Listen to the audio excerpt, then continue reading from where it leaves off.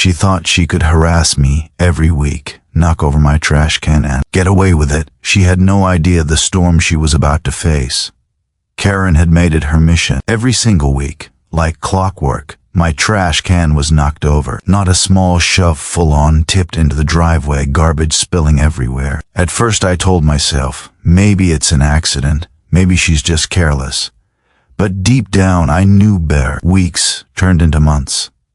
Each time I put the trash can back in place, I found it down again the next morning. Letters to the HOA went unanswered, complaints ignored, and Karen, she walked by every time with that same smug smile, acting like it was her personal victory. I started keeping track. Photos, timestamps, videos, everything. Every Wednesday, every Friday, sometimes even Sundays. It became a pattern, a game she thought she could win. And the more I documented, the more enraged she seemed. It was no longer just about a trash can. It was about control, power, and intimidation. Then came the idea. At first it was simple, maybe a heavier lid, maybe a new, sturdier can, but I wanted something more unforgettable, something that would send a message without confrontation, without yelling, without legal threats. This wasn't just about defending my trash anymore. This was about taking back control, about showing Karen that her little games, her attempts to bully me into submission, would no longer work. I researched, I planned, I measured, I calculated. Every detail had to be perfect. Because if Karen was going to try to knock it over again, I wanted the outcome to blow her mind. And I can tell you this, by the time I finished, it wasn't just a trash can anymore.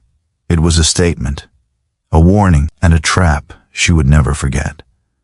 When she walked up the driveway next week, she had no idea what waited for her. The smug look she wore every time, about to be replaced with utter shock. She thought she could keep harassing me every week, but she had no idea the trap I had set was about to turn her smug little world upside down.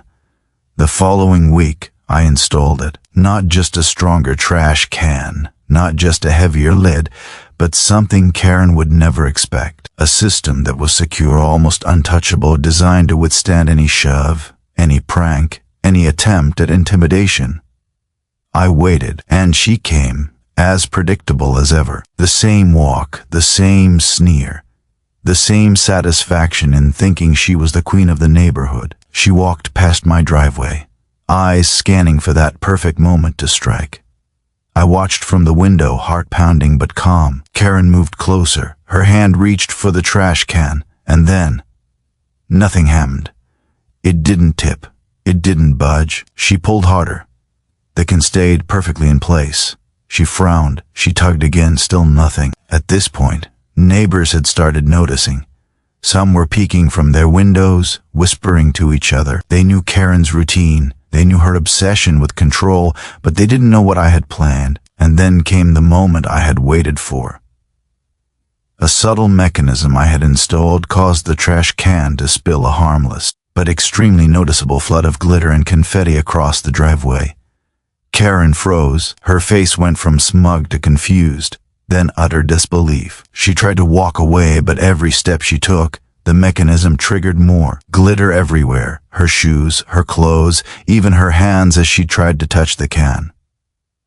It was impossible to hide. The entire street was now laughing, neighbors filming on their phones.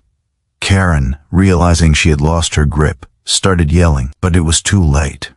The humiliation, the spectacle, the lesson in karma all played out exactly as I had planned. After a few minutes of chaos, she retreated, defeated, carrying a trail of glitter, like a warning to anyone who thought they could bully their way through life. And I stood there, victorious, not just because my trash can had survived, but because I had reclaimed my space, my peace, and my dignity. By the end of the day, I had neighbors coming up to me, congratulating me, asking for tips on dealing with their HOA problems. Karen, she disappeared for weeks, avoiding eye contact, avoiding confrontation, and most importantly, never touching my trash can again. The next morning, I knew Karen wouldn't just disappear quietly. Someone like her always finds a way to escalate. I stayed alert, monitoring from my window, and sure enough, around 7 a.m., I saw her slowly creeping down the sidewalk, clipboard in hand, muttering to herself. She had apparently called the HOA, complaining about damages from the glitter incident. I shook my head. She didn't realize the more she tried to escalate, the more it exposed her obsession with control. Karen approached my driveway cautiously, testing the waters. I stepped outside calmly as if nothing had happened. She looked me in the eye and began her usual tirade. "This is unacceptable. You're violating HOA regulation. You need to remove that trash can immediately." I smiled, letting her words hang in the air. "Actually," I said calmly, "it's completely within HOA guidelines, and you might want to reconsider your approach, because every action has consequences." She bristled, not expecting resistance, especially not from someone who had meticulously planned for this. She tried to storm off, but just then, my neighbor from 2 doors down came outside, waving her phone. She had filmed Karen in the act, glitter all over her, and posted it on the neighborhood forum.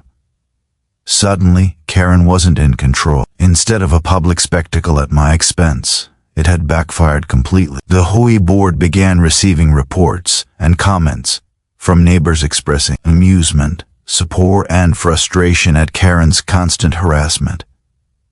Karen's face turned red. She tried to protest, but the board didn't even respond to her emails anymore. They had seen the videos and knew the situation was out of her hands. She was isolated, powerless, and more importantly, everyone else knew it. The final straw came a week later. Karen attempted one last attempt at intimidation, trying to sneak a complaint into the HOA meeting in person. But by then, I had prepared my case.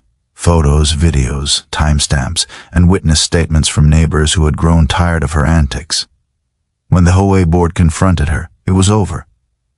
She had no proof, no leverage, and no credibility left. The board ruled in my favor, officially closing the case.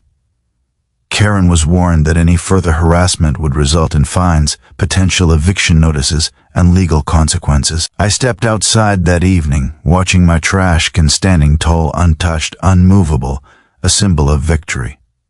The neighborhood had learned something too. Sometimes you have to stand your ground, plan carefully, and let karma do the rest. As for Karen, she moved her focus elsewhere, quietly.